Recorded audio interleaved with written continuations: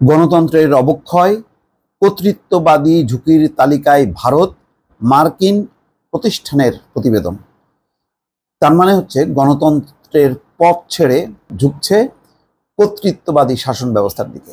এটা পরিষ্কার। মোটামুটি পুতিনের সাথে যেই অন্তরঙ্গতার দৃশ্য সম্প্রতি বিশ্ব প্রত্যক্ষ করলো মোদির সঙ্গে, সেই সংখ্যাটা আরও বাড়ল।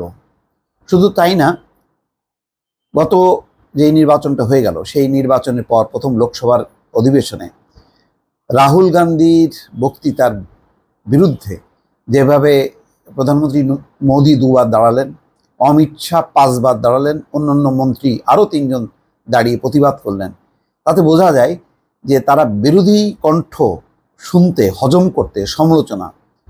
তারপরে মহুয়া মৈত্রী, তৃণমূল কংগ্রেসের নেত্রী, তারও জ্বালাময়ী কণ্ঠ যখন কি শুরু হলো, তখন নরেন্দ্র মোদী অধিবেশন ছেড়ে চলে গেলেন।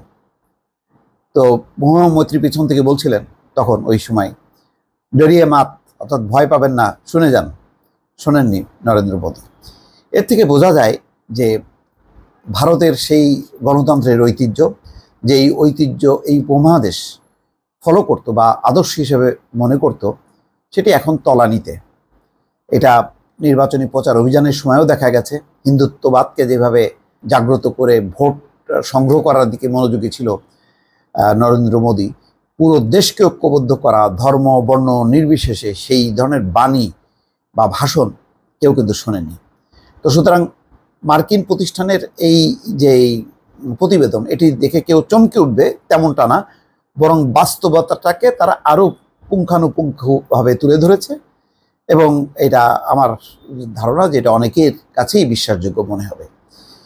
ভারতকে অটোক্রেটিক বা কর্তৃত্ববাদী রাষ্ট্র হিসেবে চিহ্নিত করেছে যুক্তরাষ্ট্রের গণতন্ত্র নিয়ে কাজ করা প্রতিষ্ঠান প্রোটেক্ট ডেমোক্রেসি। বুধবার প্রতিষ্ঠানটির ওয়েবসাইটে এক প্রতিবেদনে বলা হয়েছে, 1 থেকে 5 এই স্কেলে ভারতের অবস্থান 3.5, যা ভারতকে গুরুতর কর্তৃত্ববাদী ঝুঁকির তালিকায় উঠে আসা দেশগুলোর মধ্যে রেখেছে। কর্তৃত্ববাদী হওয়ার লক্ষ্যে প্রস্তুত দেশের তালিকার মধ্যে ভারতের সূচক সর্বোচ্চ, অর্থাৎ তাদের সূচকটা সর্বোচ্চ কর্তৃত্ববাদী দেশের তালিকায় ঢোকার জন্য। 2024 সালের শুরুতে ভিডেম নামের আরেকটি প্রতিষ্ঠানের প্রতিবেদনে বলা হয়েছিল, গণতন্ত্রের সূচকে 179 দেশের মধ্যে ভারতের অবস্থান বেশ নিচের দিকে। ভারতের অবস্থান আইভরি কোস্টের কিছু উপরে, যেখানে পরিস্থিতি খুব খারাপ বলে বিবেচনা করা হয়। আইভরি কোস্ট যেই দেশটাকে খুব খারাপ বিবেচনা করে, তার ঠিক উপরে আছে। ভারতের রেটিং সর্বোচ্চ 3.5। কর্তৃত্ববাদের প্রশ্নে বড় বড় দেশের মধ্যে যুক্তরাষ্ট্র বর্তমানে উল্লেখযোগ্য অবস্থানে রয়েছে বলে বর্ণনা করেছেন প্রোটেক্ট ডেমোক্রেসি। অর্থাৎ যুক্তরাষ্ট্রের অবস্থাটাও ভালো না, সেটাও এটা বলা হচ্ছে।